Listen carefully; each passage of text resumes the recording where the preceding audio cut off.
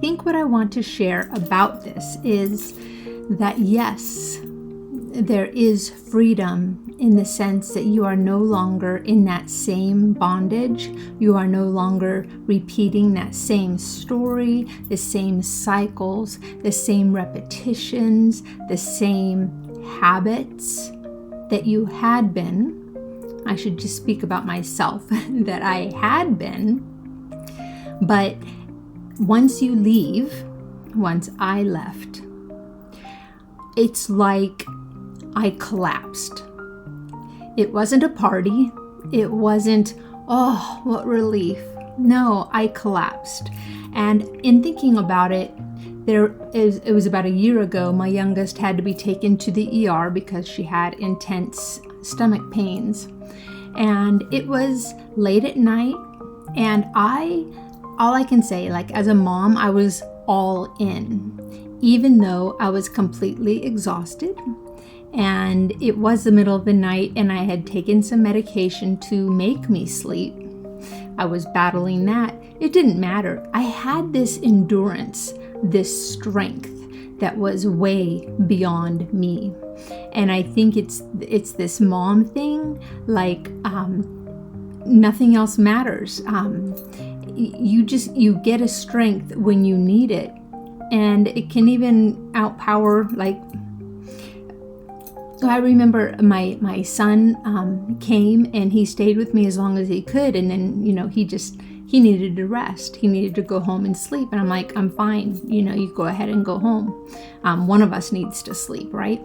But I kept going, and I kept remaining cheerful, and I was there for my daughter. I did what was needed to be done, but I'm bringing this up because afterwards, when I got home, like at 5 a.m., 6 a.m., I collapsed.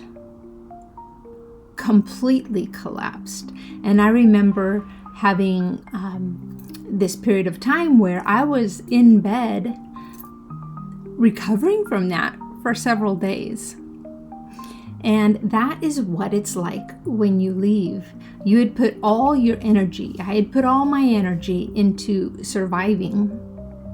And when I left, I collapsed. And that's kind of where I am right now. I'm in this not functioning well place, this place of shock. And it's not a celebration. It's a difficult time. And I think a lot of women think they're broken, like they're not going to come out of this. But I think it's normal. And I think what it is, it's grief unfolding. And the beginning of grief for me has been a complete state of shock. What happened? What happened to my life? What did he do to blow up our home? Who am I now? I'm no longer the woman who is trying to keep everything all together and trying to serve and please and make everybody happy. I'm in this stillness. Like I feel like I'm still in a state of shock. And that is my beginning of grief that I experienced, where my story all of a sudden took this huge turn. I had to go to the ER. I was up all night. Everything fell apart. It would be really easy for me, and I have to say I do. I panic over this state that I'm in, thinking, am I going to come out of this? Why am I frozen? Why does peace and quiet trigger anxiety and panic in me? Am I going to come out of this? And yes, I believe I will. I believe these are the different stages of grief that I will be going through. And I guess I just kind of wanted to shout out to anybody else who is in my situation and say, we're going to make it. Yeah, our homes blew up. Maybe your home is blowing up now. Maybe you are now leaving a bad situation. Maybe you're in a bad situation, deciding I need to get out of this situation. I don't know where you are, but this is a place that it seems we land for a bit before healing. Maybe it is a part of the healing, but I'm just stuck in a place of what just happened. And this Linda that I was for decades, hypervigilance, nervous system, constantly on the go. She's resting. It's kind of like that mom in the ER has gone home and crashed and is re-energizing herself. You know, she's crashed. She's in bed because she's given her all for so long, running on fumes, that she just had to stop. And I remember my counselor, Patrick, would tell me, you just need to eat and sleep and eat and sleep. And I thought, okay, well, maybe for a few days, that's true. But I have found it still true.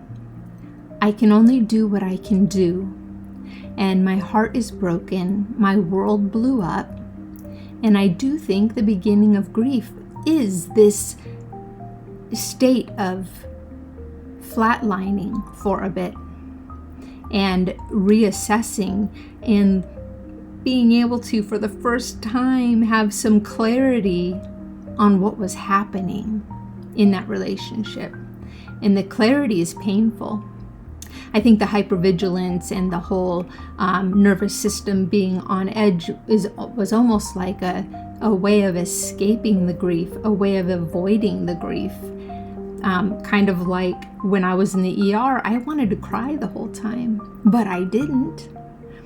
I had energy. I put all of my heart towards being strong. But once I left, I was able to crash out. That's what I want to talk about today. And I feel like this has been very random and kind of all over the place, but you know what? That's what this is about for me. Showing you the pieces, like just the broken pieces of my life and how I'm trying to put things back together again, because I know I'm not the only one. So sometimes it's going to be communicated to you in a super confusing, random way, but I trust you're going to see a piece from my story that you can relate to and maybe get a little bit of hope, and at least knowing that you are not the only one that is experiencing this, and it doesn't mean something's wrong with us. This is just the stage of the story we're in. And I know when I realized, oh my goodness, you know, when his confessions came in and I realized, oh no, I'm going to have to face reality. I froze. And that's kind of what this video is about, my realization of, oh no, I have to leave. So, anyhow, I'm glad you're here, and I'll see you on the other side.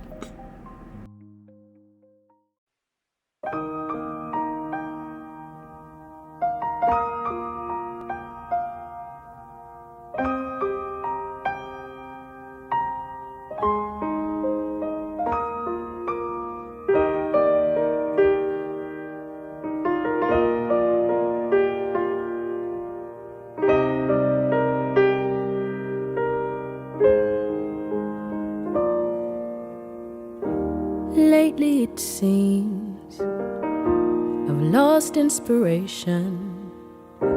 It feels like it's miles away.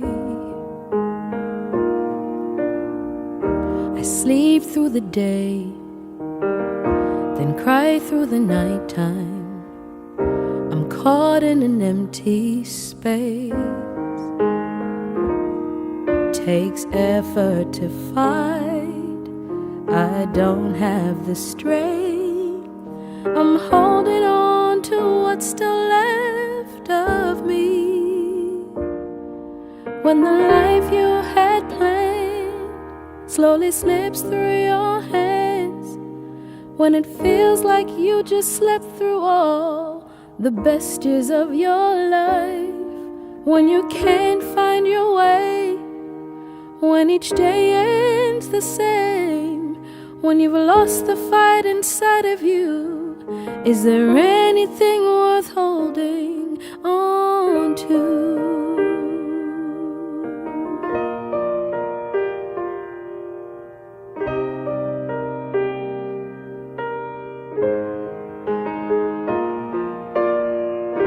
It's hard to be strong when weakness is stronger. I'm a prisoner in my own skin. I'm not good on my own. I need to be careful, someone to help these days begin. There are dreams I've let die that I've just pushed aside. I need to find out how to turn this dark back into light. When a warmth disappears, when it's been one of those years, when you're running from the truth because you're scared of what you might find, when your heart's beyond repair, when you wake and no one's there, when your home consists of only you, is there anything worth holding on to? Maybe tomorrow my heart will reawaken and I can find what I've been searching for. But today I'm tired and I'm running out of strength. All I know is I can't live like this anymore. When you're so far from home, when you've lost all signs of hope, when you're searching for salvation, but it feels so far away, when the words have disappeared and the melody's unclear, when there's nothing left inside of you, is there anything worth holding on to?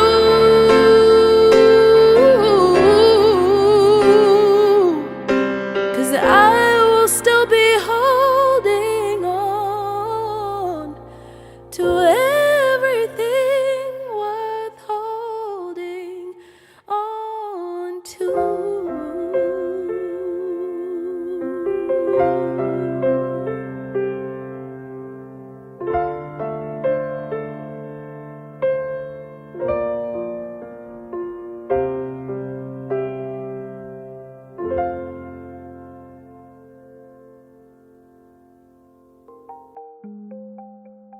Hey, so I re-looked at the beginning of this video and I really am all over the place, but I'm gonna leave it the way it is because that is where my mind is right now.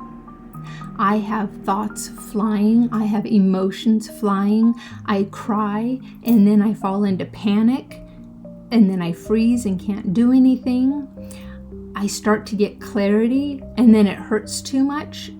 And so I kind of avoid it and, watch YouTube or something to just keep that thought out.